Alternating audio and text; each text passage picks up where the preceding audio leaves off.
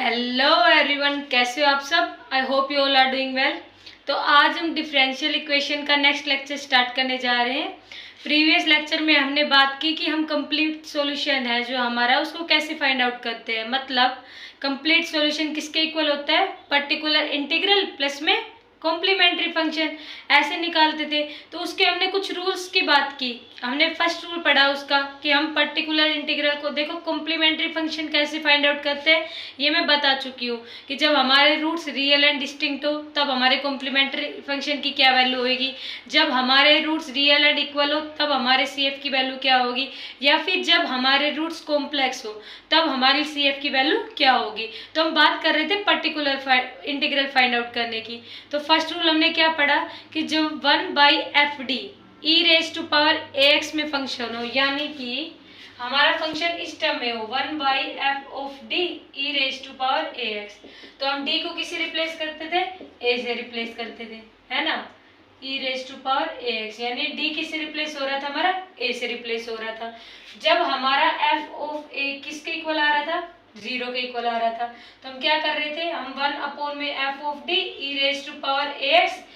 देखो ये कंडीशन हमारी कब वैलिड थी, जब हमारा a नॉट इक्वल टू 0 आए, है ना। ये बात हम कर चुके।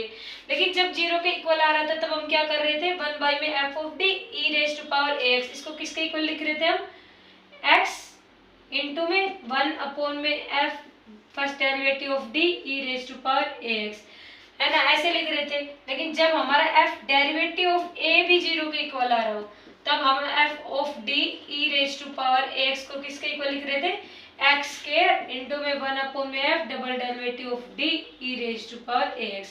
ये सारी बातें हम प्रीवियस लेक्चर में कर चुके हैं। क्यों, क्योंकि ये हमारा रूल नंबर फर्स्ट था कि जब हमारा फंक्शन एक्सपोनेंशियल हो तब हमारी पर्टिकुलर इंटीग्रल फाइंड आउट करने के लिए form f of d e raise to power ax, d को हम a से सब्सटीट्यूट कर देंगे। लेकिन ये कंडीशन कब वैलिड थी, जब हमारा a नॉट इक्वल टू 0। जब a हमारा 0 के इक्वल आ जाए, मतलब 1 में f of d raise to power ax, जब d को a से रिप्लेस करेंगे तो वो टर्म हमारी 0 बन रही थी। तो हम क्या कर रहे थे, उसमें x से मल्टीप्लाई करके फर्स्ट डेरिवेटिव ऑफ d लिख के e raise to power ax ऐसे लिख रहे थे। जब अब हमने मान लो f ऑफ d, ये क्वेश्चन मैं करा चुकी हूँ वैसे ऑलरेडी, तो डाउट है किसी को तो प्रीवियस लेक्चर चेक कर सकते हैं। एक बार समराइज करा रही हूँ कि प्रीवियस लेक्चर में हमने क्या पढ़ा था। तो f of derivative of a equal to 0 के इक्वल आए तो कुछ नहीं करना, यहाँ पे x था x स्क्वायर कर देना, f डेरिवेटिव था तो f डबल डेरिवेटिव कर देना, है ना। अब हम बात करते हैं रूल नंबर सेकंड की कि जब हमारा ये तो हमारा एक्सपोनेंशियल फंक्शन था कि अगर कोई फंक्शन हमारा x raise to power n में हो तब हम क्या करेंगे, तब हमारे पर्टिकुलर इंटीग्रल की वैल्यू क्या होगी। तो लिखो रूल नंबर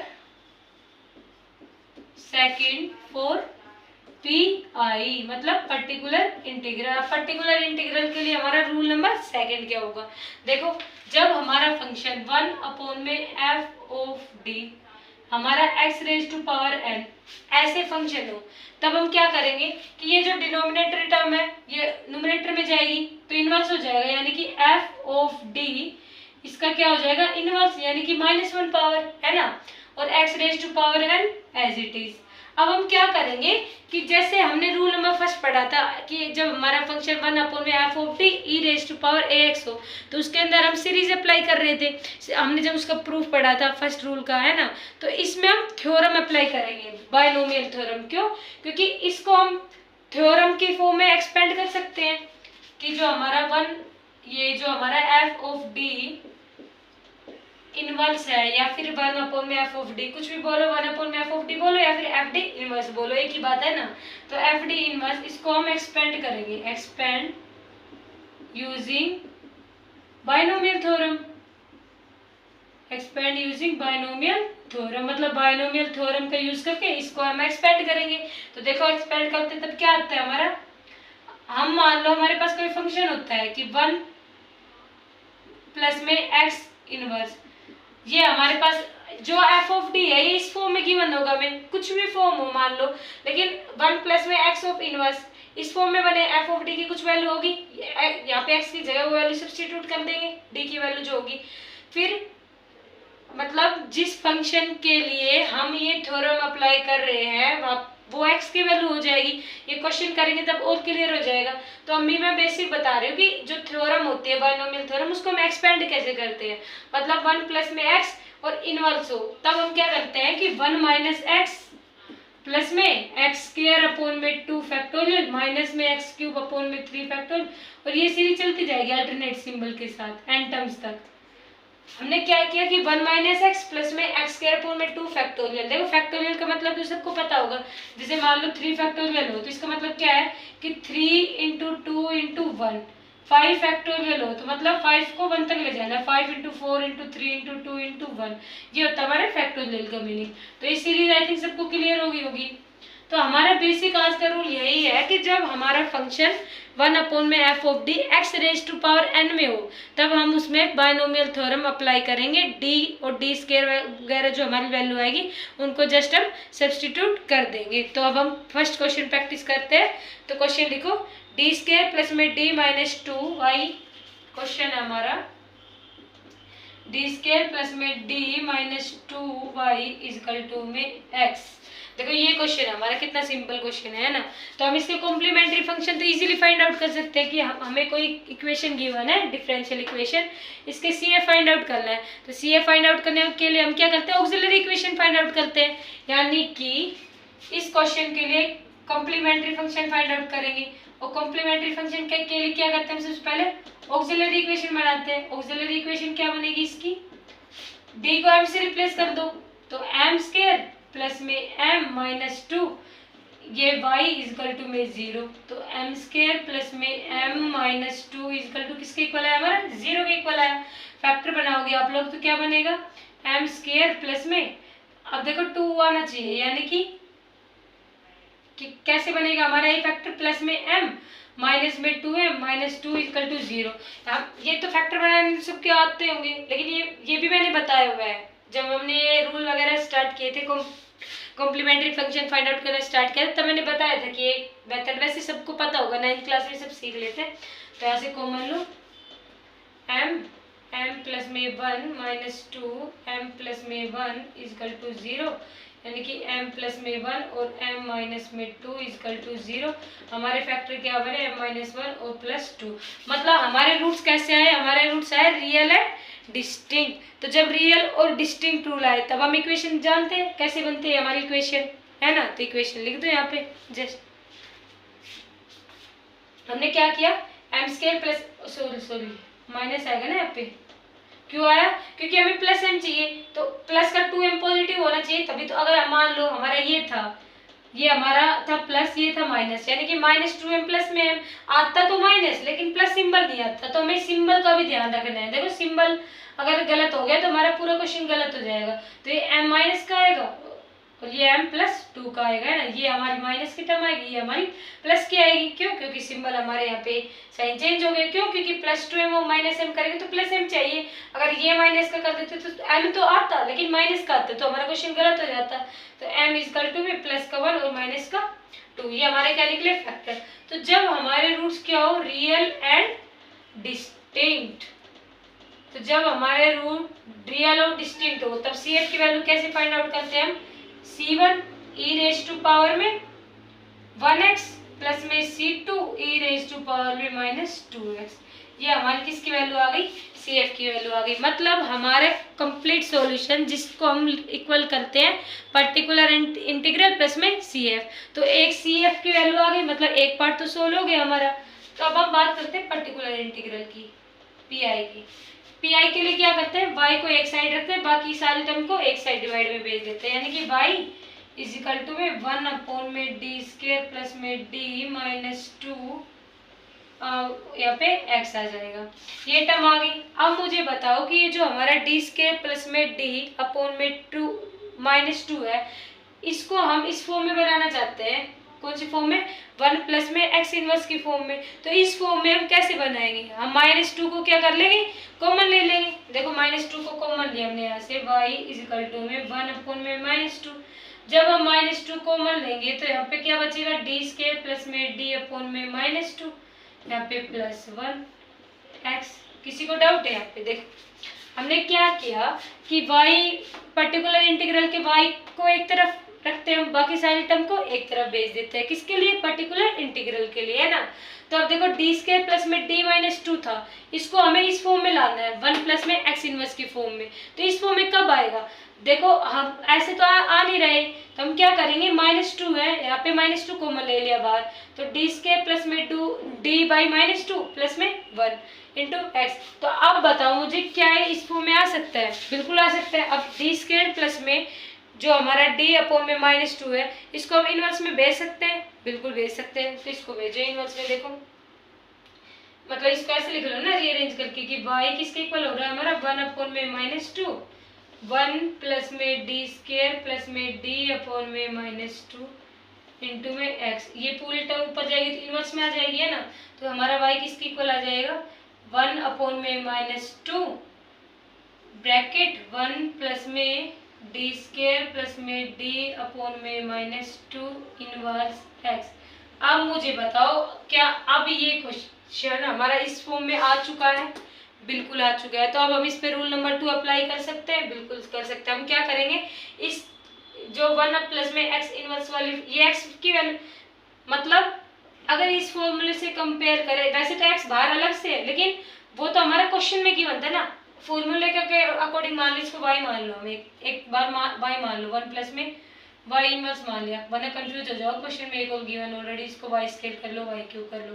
तो अब देखो मान लो इसको y मान लिया, तो ये वैल्यू हमारी y की हुई, डी स्क्वायर प्लस में डी माइनस टू। तो हम क्या करेंगे, वन माइनस, क्योंकि यहाँ पे x ऑलरेडी था ना, फिर x लिखते आप कंफ्यूज हो जाते, तो इसलिए मैंने इसको y मान लिया। तो देखो इस पे वन प्लस में y इनवर्स है, वन प्लस में y इनवर्स, इस पे हम बाइनोमियल थ्योरम अप्लाई की, तो इस पे थ्योरम अप्लाई करेंगे तो क्या आएगा, y इज इक्वल टू में माइनस हाफ। अब वन प्लस में x इनवर्स हो या फिर वन प्लस में y इनवर्स हो, तो हम क्या करते हैं, वन माइनस y, यानी वन माइनस में y की वैल्यू क्या है, डी स्क्वायर प्लस में डी अपॉन माइनस टू, यानी कि डी स्क्वायर प्लस में डी अपॉन में माइनस टू। ये हमारी किसकी वैल्यू है, y की वैल्यू है, यहाँ पे सब्स्टिट्यूट कर दी। फिर करेंगे plus y square upon two factorial, इस y है ना इसका स्क्वायर, यानी कि डी स्क्वायर प्लस में डी अपॉन में माइनस टू, इसका स्क्वायर, और नीचे टू फैक्टोरियल यानी कि वन बाई टू। ऐसे ही करेंगे। अब हम देखो बाइनोमियल थ्योरम, ये थ्योरम हमारी आगे प्रोसीड होती रहेगी, है ना, ये थ्योरम हमारी आगे प्रोसीड होती रहेगी कि माइनस वन बाई टू बाहर आया, क्योंकि ये ऑलरेडी हमें यहाँ पे गिवन था, इस पे हमने थ्योरम अप्लाई किया, यानी वन माइनस में y प्लस में हाफ, क्यों, क्योंकि y स्क्वायर y में टू फैक्टोरियल होता है, तो इसको हम आगे एक्सपेंड ऐसे ही कर सकते हैं। अब मुझे बताओ हमारा फंक्शन क्या है, x है ना, तो d ऑफ x की वैल्यू फाइंड आउट करेंगे, तो क्या आती है, वन आती है।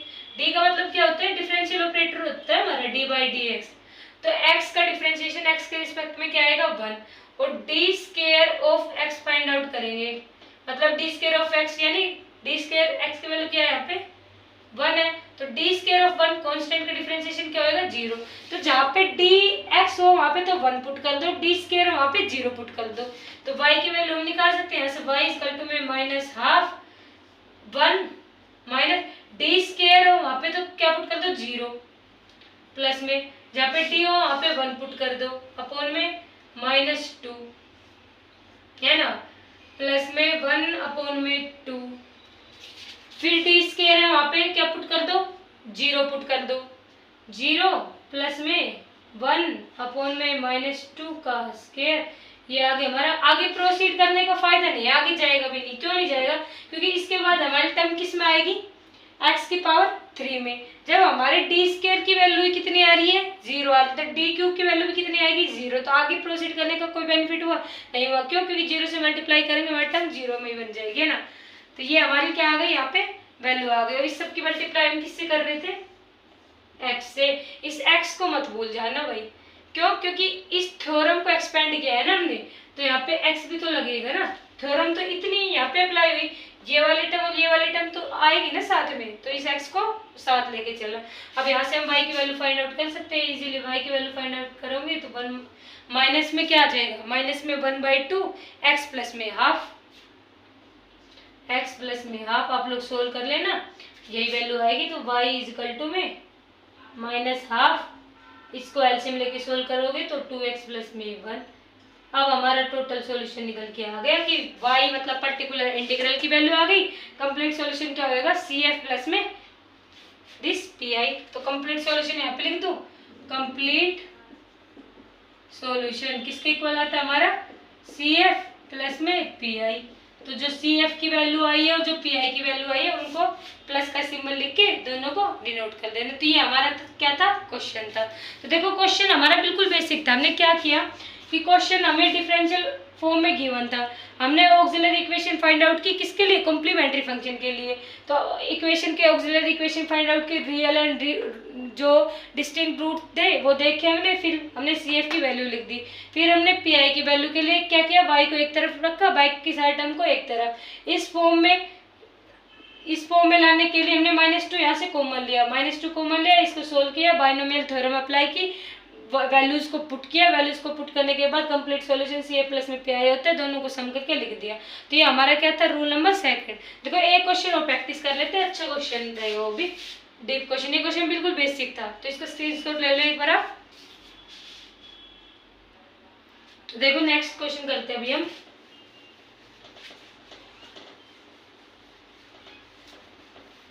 देखो क्वेश्चन ना हमारे बिल्कुल सिंपल है, हमें कुछ नहीं करना होता, हमें कंप्लीट सॉल्यूशन तक मतलब होता है। अभी तो हम रूल पढ़ रहे हैं, लेकिन ये रूल की कंडीशन होती है ना कि हमारी जो क्वेश्चन है वो इन्हीं फॉर्म में गिवन हो। जैसे अभी हमने रूल पढ़ा तो हमारा क्वेश्चन किस फॉर्म में हो, x⁻n फॉर्म में हो। हमने फर्स्ट रूल पढ़ा था उसमें हमारा फंक्शन किस में हो, एक्सपोनेंशियल फॉर्म में। मतलब ये रूल हमारे पर्टिकुलर कंडीशंस पे ही अप्लाई हो सकते हैं, है ना, सभी क्वेश्चन पे अप्लाई नहीं हो सकते। सभी क्वेश्चन पे अप्लाई हो उनके लिए हमारे पास अलग मेथड है। अनडिटरमाइंड कोफिशिएंट हो गया, जैसे method of variation of parameter हो गया।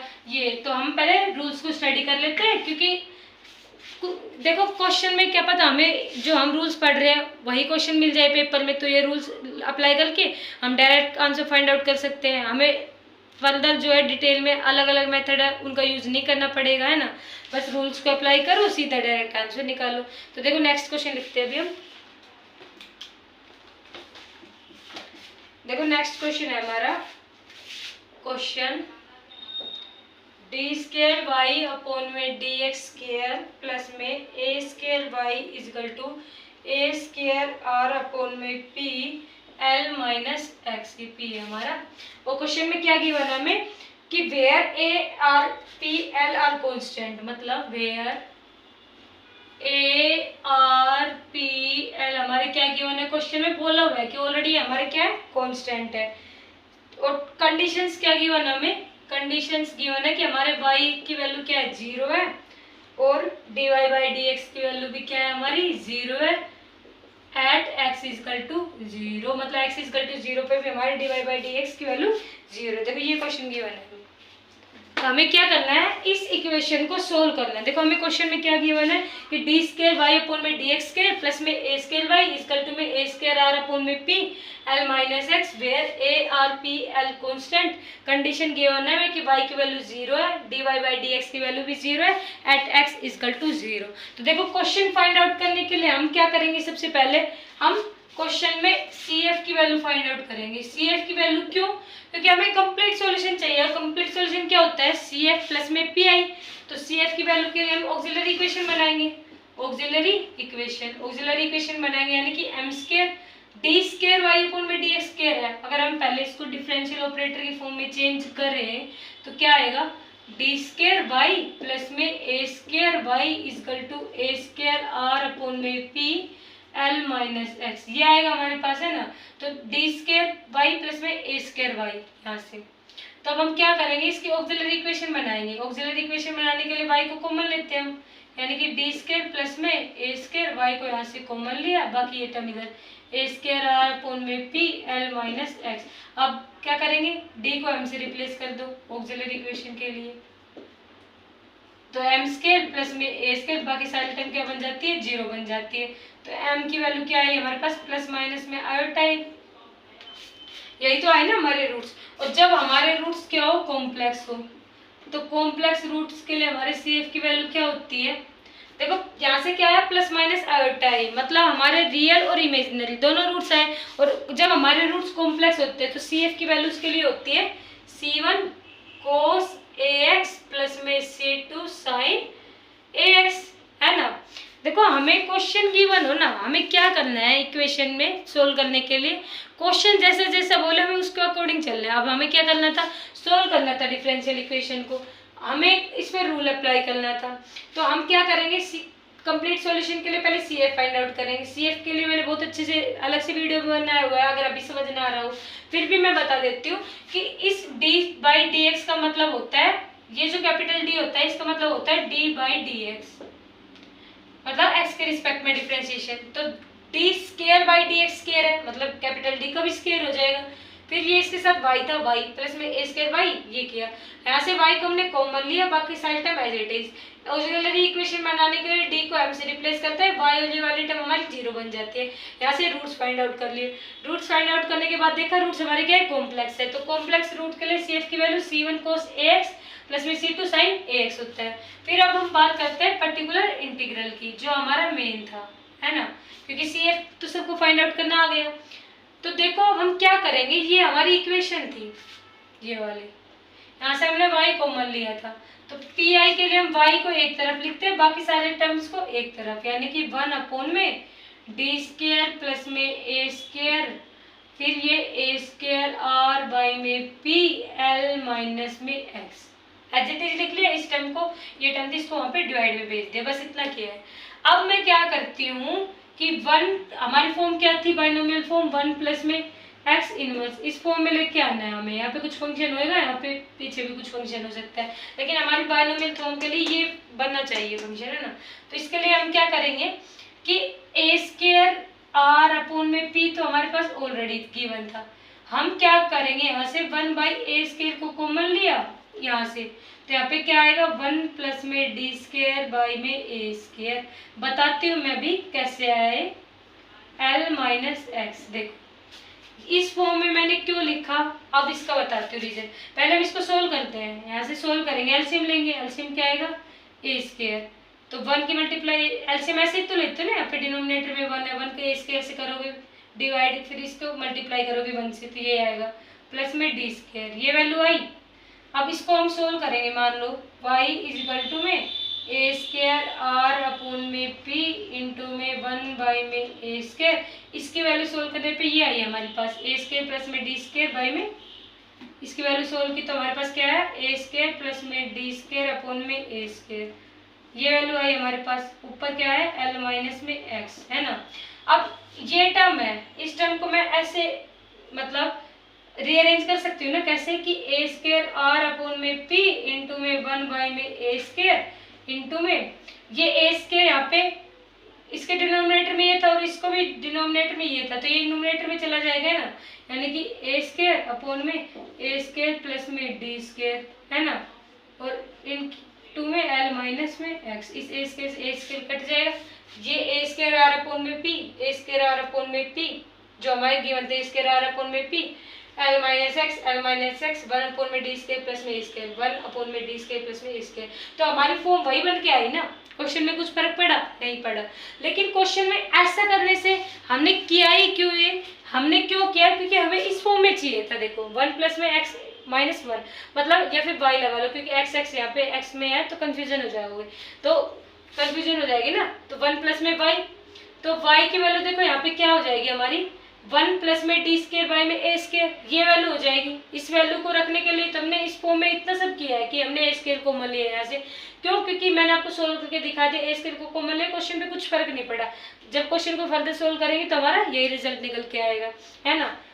तो अब मैं इसको इरेज कर सकती हूँ क्या, क्योंकि दोनों की वैल्यू क्या हमारी सेम है। इसको भी चलो इसको लिखे रहने देते हो, कंफ्यूजन नहीं होगी आपको कि ये वैल्यू मैंने क्यों लिखी है। तो इस फॉर्म में हमारा बन गया 1 प्लस में वाई इनवर्स, ये देखो बन रहा है बिल्कुल। तो हम क्या करेंगे, इस वाले अब इस ए स्केयर से ए स्केयर को कैंसिल आउट कर सकते हैं, बिल्कुल कैंसिल आउट कर सकते हैं। तो वाई की वैल्यू क्या आएगी आर बाई में p l minus x 1 plus D square by A square, वहाँ पे ऐसे जाएगा कि 1 प्लस में डी स्केयर अपॉन में ए स्केयर, इसका क्या हो जाएगा इनवर्स।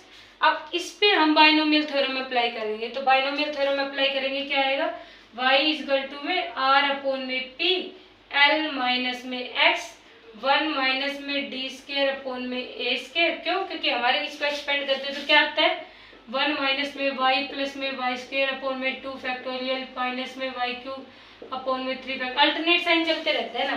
तो 1 माइनस में क्या किया हमने, डी स्क्वायर बाई में ए स्क्वायर किया, मतलब क्वेश्चन में जो हमें वैल्यू गिवन थी ना, हमने जस्ट उस वैल्यू को लिखा है और यहाँ पे बाइनोमियल थ्योरम को हमने अप्लाई कर दिया है। तो अप्लाई करने के बाद हमारी क्या वैल्यू आएगी यहाँ पे 1 माइनस डी स्क्वायर अपॉन में ए स्क्वायर। अब मुझे बताओ मैं फर्दर यहाँ पे लिखूँ y का स्क्वायर, यानी कि ये हमारी y है, इसका स्क्वायर करूंगी यानी d की पावर 4 अपॉन में a की पावर भी 4 हो जाएगी इंटू में 2 फैक्टोरियल है।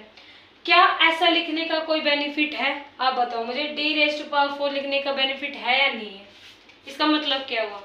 देखो इस टर्म को लिखने का कोई बेनिफिट नहीं है। क्यों नहीं है? क्योंकि देखो हम d किसका फाइंड आउट करेंगे, फंक्शन का। फंक्शन क्या है यहाँ पे हमारे पीछे l माइनस एक्स, यानी l माइनस एक्स का फाइंड आउट करेंगे ना। इस l माइनस एक्स को आप पीछे लिख लो वरना आगे कंफ्यूजन हो जाएगी ना। l माइनस एक्स पीछे लिखो तो ताकि आपको पता रहे कि d हम किसका फाइंड आउट कर रहे हैं, l माइनस एक्स का। तो d l माइनस एक्स का फाइंड आउट करें, d की वैल्यू क्या होती है d by d x, l minus x का फाइंड आउट करेंगे तो क्या आया हमारे पास -1, मतलब d of l minus x की वैल्यू आई हमारे पास -1। तो अगर हम d square l minus x निकाले तो -1 का फिर से डिफरेंशिएशन x के रिस्पेक्ट में कितना आएगा, 0। भाई 0 ही तो आएगा ना, कांस्टेंट का डिफरेंशिएशन करेंगे तो 0। जब हमारी d स्क्वायर की वैल्यू ही 0 बन रही है तो d4 की वैल्यू लिखने का फायदा है नहीं है, क्योंकि उसकी वैल्यू भी क्या आएगी हमारे पास 0। तो इसको अभी लिख दिया मैंने फर्दर, लेकिन आगे की टर्म लिखने का फायदा नहीं है। इस टर्म के बाद सारी वैल्यू हमारी 0 बन जाएगी। तो हम इसको इरेज कर सकते हैं यहाँ से ना, इरेज कर दो। यहाँ पे क्या बचा बस l माइनस एक्स, ये बच गया है ना। अब क्वेश्चन में हमें डी स्क्वायर की वैल्यू और ए स्क्वायर की वैल्यू है, इनकी वैल्यूज को पुट कर देना है। पुट करोगे वैल्यू y इक्वल टू में क्या आएगा r अपॉन में p, 1 माइनस में 0 अपॉन में ए स्क्वायर l माइनस में x। तो क्या है हमारा y क्या निकल के आया यहाँ से r बाई में p l माइनस में x। किसी को अब कोई डाउट नहीं होना चाहिए यहाँ पे। ये हमारे क्या निकल के आ गया, हमारे कॉम्प्लीमेंट्री फंक्शन की वैल्यू यहाँ से निकल के आ गई। लेकिन हमें कंडीशन क्या गिवन थी कि y की वैल्यू 0 है और x की वैल्यू भी हमारी क्या है यहाँ पे 0 है। तो y की वैल्यू 0 पुट करो और x की वैल्यू 0 पुट करो तो हम कांस्टेंट की वैल्यू फाइंड आउट कर पाएंगे, बिल्कुल कर पाएंगे। कैसे फाइंड आउट करेंगे, तो हम क्या कर रहे हैं, देखो कैसे पुट फाइंड आउट करते हैं वैल्यू।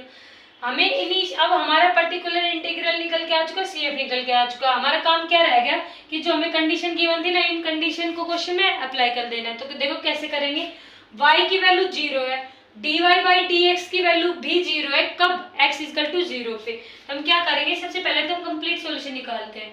कंप्लीट सॉल्यूशन कैसे निकलता है हमारा, pi प्लस में CF है ना, या फिर CF प्लस में pi। तो CF की वैल्यू क्या है हमारी, ये हमारी CF की वैल्यू थी ये रही। तो इसको लिखो क्या है हमारे C1 cos AX प्लस में C2 sin AX प्लस में, ये हमारी CF की थी, प्लस में पर्टिकुलर इंटीग्रल की वैल्यू क्या है हमारी R बाई में P L माइनस में X। ये हमारी पर्टिकुलर इंटीग्रल की वैल्यू निकल के आई है। यहाँ पे क्या करेंगे, अब मुझे बताइए कंप्लीट सॉल्यूशन ये किसके इक्वल है, y के है ना, कि हमारा y इसके इक्वल आ रहा है। अब y की वैल्यू हमें क्या गिवन है क्वेश्चन में 0, तो y की जगह 0 पुट करो, C1 cos A, x की जगह भी 0 पुट करो at x equal to 0 plus में C2 sin A 0 प्लस में R by P L minus में 0 पुट किया। पुट करने के बाद देखो क्या वैल्यू है यहाँ से, cos A मतलब A इंटू 0 है तो क्या आएगा 0, और cos 0 क्या होता है हमारा 1। तो क्या वैल्यू है 0 इक्वल टू में C1 प्लस में C2 sin A 0 बन जाएगा यहाँ से R बाई में P L है ना। तो C1 की वैल्यू क्या है यहाँ से, हमें C1 की वैल्यू मिल गई -R बाई में P L। ये हमें किसकी वैल्यू मिल गई, C1 की वैल्यू। अब C1 की वैल्यू मिल गई, C2 की वैल्यू फाइंड आउट करेंगे। अब C2 की वैल्यू को हम कैसे फाइंड आउट कर सकते हैं, एक बार हमें C1 की वैल्यू मिल गई, C2 की वैल्यू के लिए हम ये वाले यूज करेंगे dy बाई dx। हम जो हमारा टोटल सॉल्यूशन निकल के आया है y equal to C1 cos AX plus में C2 sin AX प्लस में R by P L minus x. तो इस यहाँ से dy बाई डी एक्स की वैल्यू फाइंड आउट करेंगे, C1 की वैल्यू सब्स्टिट्यूट करेंगे, C2 की वैल्यू हम यहाँ से इजीली फाइंड आउट कर पाएंगे और फाइनली हम कंप्लीट सॉल्यूशन होता है उसमें C1 C2 की वैल्यू को रिप्लेस करके लिख देंगे। तो देखो अब मैं इरेज करूंगी, लेकिन उससे पहले मैं एक बार आपको समझा देती हूँ। हमने क्या किया, हमें क्वेश्चन गिवन था, क्वेश्चन में इनिशियल बाउंड्री कंडीशन भी गिवन थी। हमने क्या किया, सबसे पहले हमने कॉम्प्लीमेंट्री फंक्शन फाइंड आउट किया। क्यों? क्योंकि हमें टोटल सॉल्यूशन चाहिए। तो CF फाइंड आउट करेंगे, ऑक्सिलरी इक्वेशन बनाई हमने, रूट हमने देखे कॉम्प्लेक्स आ रहे हैं, उसके लिए CF की वैल्यू लिख दी हमने यहाँ पे। अब CF हमारा निकल के आ चुका है। पर्टिकुलर इंटीग्रल के लिए क्या करते हैं, y को एक तरफ लिखते हैं, बाकी सारे टर्म्स को एक तरफ लिखते हैं। अब डी स्क्वायर प्लस में ए स्क्वायर ये हमारी वैल्यू बन के आ रही थी। हमें समझ नहीं आ रहा था कि हम यहाँ पे बायनोमियल थ्योरम वाला फंक्शन बनाए कैसे। हमने क्या किया, ए स्क्वायर को यहाँ से कॉमन लिया, बाकी इस टर्म को सोल्व किया, तो हमने देखा कि हमारी टर्म सोल्व करने के बाद यही टर्म बन के आ रही थी, है ना। तो हमने ए स्क्वायर यहाँ से कॉमन लिया। क्यों लिया? ताकि 1 प्लस में y ये जो फॉर्म है इसमें बन जाए इनवर्स होके, है ना। तो ए स्क्वायर से ए स्क्वायर कैंसिल आउट हो गया। ये वैल्यू को हमने सोल्व किया तो ये सेम वैल्यू बन रही थी, ए स्क्वायर से ए स्क्वायर कैंसिल कट कर, ये मैंने सोल्व करके दिखाया था आपको। अब क्या किया कि ये वाली जो टर्म थी ना हमारी, सॉरी ये नहीं कटेगा, ये दोनों आपस में कैंसिल आउट होंगे। तो अब क्या हुआ कि अब ये 1 प्लस में डी स्क्वायर अपॉन में इसके लिए जो ये डिनोमिनेटर में था, सॉरी हमारे पास, इसको हम न्यूमरेटर में भेजे, इनवर्स में चेंज हो जाएगा। इनवर्स में चेंज हुआ, बाइनोमियल थ्योरम अप्लाई की, यहाँ पे बाइनोमियल थ्योरम अप्लाई करने के बाद यहाँ पे बाइनोमियल थ्योरम अप्लाई की। आगे की टर्म मैंने बताया था, क्यों नहीं लिखेंगे, क्यों?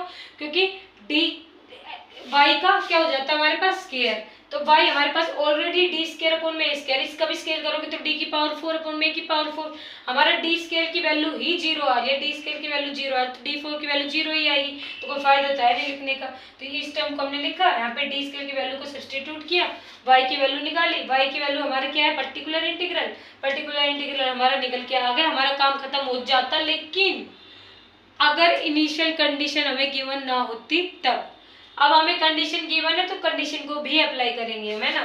तो y की वैल्यू ये है, यहाँ पे y की वैल्यू 0 रखी, x की वैल्यू 0 रखी, C1 की वैल्यू हमारे पास निकल के आ गई क्वेश्चन से। अब हमारा काम क्या है, C2 की वैल्यू फाइंड आउट करना। तो देखो इसको इरेज कर रही हूँ मैं, ना। देखो क्वेश्चन देखा आपने, कितना इजी क्वेश्चन है ना। बस एक बार आपको मेथड और रूल है ना जो, इनको अप्लाई करना आ जाए कैसे। ये तभी पॉसिबल है जब आप यहाँ पे कंसेप्ट को समझ लो।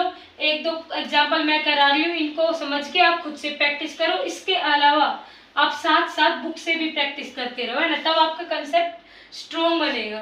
तो देखो आप आगे क्या करते हैं, dy बाई डी एक्स की वैल्यू निकालते हैं। तो हम देखो क्या करते हैं, हमारे पास y गिवन था, y हमारे पास क्या था, C1 cos ax प्लस में C2 sin ax प्लस में पर्टिकुलर इंटीग्रल की वैल्यू क्या थी हमारी, r by P L minus में x। ये हमारी किसकी वैल्यू थी, CF की, ये PI की वैल्यू। अब हम क्या करेंगे, इसका x के रिस्पेक्ट में डिफरेंशिएट कर देंगे। क्यों? क्योंकि हमें इनिशियल बाउंड्री कंडीशन गिवन थी कि हमें dy बाई डी एक्स की वैल्यू क्या है, 0। तो dy बाई डी एक्स यहाँ से निकालेंगे पहले हम, तो a आगे आ जाएगा, a माइनस a C1। क्यों माइनस, क्यों किया, क्योंकि cos का डिफरेंशिएशन करेंगे तो क्या आता है, माइनस साइन, तो माइनस साइन ax, है ना, प्लस में। अब a कोफिशिएंट आगे आएगा फिर से, तो a C2 साइन का cos ax प्लस में r बाई पी एल, ये आ जाएगा ना, r बाई पी एल। क्यों? क्योंकि माइनस एक्स का डिफरेंशिएशन करेंगे, तो माइनस एक्स का डिफरेंशिएशन करने के बाद क्या आता है हमारा, माइनस वैल्यू निकल के आती है। सॉरी ये ऐसे नहीं आएगा ना, क्यों? क्योंकि देखो पहले इसको खोल के लिखते हुए एक बार, इसको बाद में करती हूँ। देखो हमने क्या किया, r by p l minus x है, इसका हमें d by d x find out करना है, differentiation with respect to x. इसकी मल्टीप्लाई इसके साथ कर लो, इसकी मल्टीप्लाई इसके साथ कर लो, d by d x r l by में पी माइनस में आर बाई में पी एक्स, है ना, ये है हमारा। इसका डिफरेंशिएशन इसके रिस्पेक्ट में, इसका इसके रिस्पेक्ट में। आर एल क्या था हमारा, क्वेश्चन में देखो इनिशियल कंडीशन गिवन थी कि आर एल पी हमारे क्या थे, कांस्टेंट। कांस्टेंट का डिफरेंशिएशन करोगे एक्स के रिस्पेक्ट में क्या आएगा, 0 माइनस में। एक्स का डिफरेंशिएशन एक्स के रिस्पेक्ट में करोगे क्या आएगा, 1। तो आर बाई पी आना चाहिए, लेकिन माइनस साइन ऑलरेडी था तो माइनस आर बाई पी आएगा, मतलब यहाँ पे माइनस आर बाई में पी हो रहेगा। समझ आ गए? तो यहाँ से देखो अब हम क्या करेंगे कि dy by d x h dy by d x equal to 0 at x equal to 0, मतलब x 0 पे dy बाई डी एक्स क्या है 0, तो लगा दो condition dy by d x क्या है 0 minus a c1 sine a into में 0 प्लस में a c2 cos a 0 minus में r अपोन में p, ये वैल्यू आएगी। तो 0 इजकल टू में ये टर्म तो हमारी क्या बन जाएगी 0, बचेगा क्या a c2 कोस 0 क्या होता है 1 माइनस में r अपोन में p, c2 की वैल्यू फाइंड आउट करोगे, ये माइनस है उधर जाएगा तो क्या जाएगा ऐसे आ जाएगा ना कि a c2 इजकल टू में r बाई में p, c2 की वैल्यू फाइंड आउट करोगे तो r a p, ये c2 की वैल्यू आई और c1 की वैल्यू हमने अभी फाइंड आउट की थी minus r by p l, minus r by p L, ये हमारे किसकी वैल्यू आई c1 की। इन दोनों वैल्यूज को जो हमारा कंप्लीट सॉल्यूशन निकल के आया था इसमें सब्स्टिट्यूट कर दो, तो हमारा कंप्लीट, इसको इरेज कर रही हूँ मैं, देखो नोट कर लिया होगा आई थिंक सबने। तो यहाँ पे देखो y हमारा क्या था c1 कोस ax प्लस में c2 साइन ax माइनस में प्लस में r बाई में पी एल माइनस में x, ये हमारा कंप्लीट सॉल्यूशन था। इसमें c1 और जो c2 और c1 है इनकी वैल्यूज को यहाँ पे सब्स्टिट्यूट कर देंगे, यानी y इजकल टू में c1 की जगह माइनस r बाई में p l cos ax plus में c2 की जगह r अपोन में a p sine ax plus में r अपोन में पी एल माइनस में x, तो ये हमारा क्या निकल के आ गया सॉल्यूशन, हमारा क्या निकल के आ गया ये सॉल्यूशन। तो देखो क्वेश्चन हमारा कितना सिंपल था, हमें क्वेश्चन गिवन था, हमने क्वेश्चन में क्या किया डिफरेंशियल फॉर्म में लिखा, सबसे पहले डिफरेंशियल फॉर्म में हो तो उसके बाद हम सी एफ फाइंड आउट करते, complementary function auxiliary equation find out करेंगे, रूट्स बताएंगे कि कौन सा रूट्स है हमारा, इस बार हमारा रूट्स कॉम्प्लेक्स था प्लस माइनस आयोटा ए आया था, तो उस पर हमने कॉम्प्लीमेंट्री फंक्शन की वैल्यू लिख दी कि c1 कोस ax प्लस में c2 साइन ax, ये लिखा। फिर इसके बाद में पर्टिकुलर इंटीग्रल फाइंड आउट करना था, पर्टिकुलर इंटीग्रल फाइंड आउट करने के लिए हमने क्या किया, हमारे पास 1 प्लस में y इनवर्स उस फॉर्म में लाना पड़ा, ए स्केल कॉमन लिया हमने तो उस वहाँ से हमने पी आई की वैल्यू को फाइंड आउट किया। पर्टिकुलर इंटीग्रल फाइंड आउट करने के बाद हम क्या करते हैं कंप्लीट सॉल्यूशन को क्या लिखते हैं पर्टिकुलर इंटीग्रल प्लस में कॉम्प्लीमेंट्री फंक्शन। लेकिन यहाँ पे हमें क्वेश्चन में इनिशियल बाउंड्री कंडीशन गिवन थी कि x इजकल टू 0 पे dy बाई डी एक्स की वैल्यू 0 होगी और y की वैल्यू 0 होगी, तो मतलब हमने c1 की वैल्यू फाइंड आउट की, इसका डिफरेंशिएट करके c2 की वैल्यू फाइंड आउट की, दोनों को हमें y वाले टर्म में सब्स्टिट्यूट कर दिया, हमारा सॉल्यूशन निकल के आ गया। तो आज का लेक्चर हमारा काफ़ी लेंथी लेक्चर हो चुका है जिसमें हमने रूल नंबर सेकंड को बहुत डिटेल में पढ़ा, मतलब कैसे रूल नंबर सेकंड हम अप्लाई करते हैं, क्यों अप्लाई करते हैं, है ना, सारा आज आपको समझ आ गया होगा। हमने क्वेश्चन भी प्रैक्टिस किए, देखो फर्स्ट क्वेश्चन हमारा इजी था, बेसिक था, सेकंड क्वेश्चन में हमारा कंसेप्ट थोड़ा लग रहा था, है ना, कि हमें ए स्केल कॉमन लिया, हमें दिमाग लगाना पड़ा कि हम उस फॉर्म में कैसे अरेंज करेंगे। तो अब हमारा नेक्स्ट लेक्चर रूल नंबर 3 पे बेस्ड होने वाला है। तो आई होप आज का लेक्चर आप सभी को समझ में आया।